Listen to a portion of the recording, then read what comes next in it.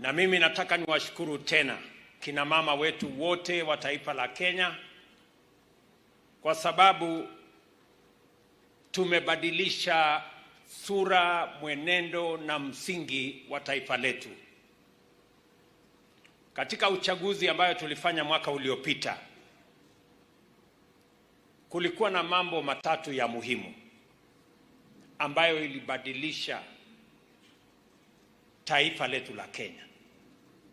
Ya kwanza ni kwamba tulipiga kura kwa njia tofauti.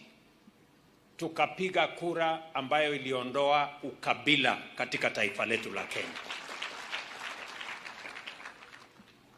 Na kina mama ndio wako mstari wa mbele katika kumaliza ukabila katika taifa letu la Kenya.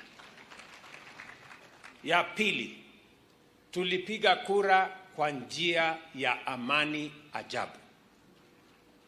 Mungu alitusaidia mara nyingi, na watu wengi walikuwa wanahofia kwamba pengine kukatokea maneno, lakini Mungu alitujalia, tukapiga kura, tukawa na amani na Mungu akatusaidia. Tunasema asante sana.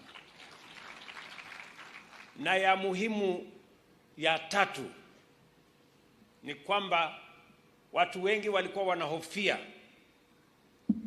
kwa sababu kulikuwa na mazungumzo kwamba kuna kitu inaitwa deep state, ingine inaitwa system, ingine inaitwa sijui machinery. Watu wakashangaa, hii kura yetu kweli ndio itaamua ama ni ile system itaamua? Mungu ni nani jameni? Kura ya mama mboga na bodaboda ndio iliamua.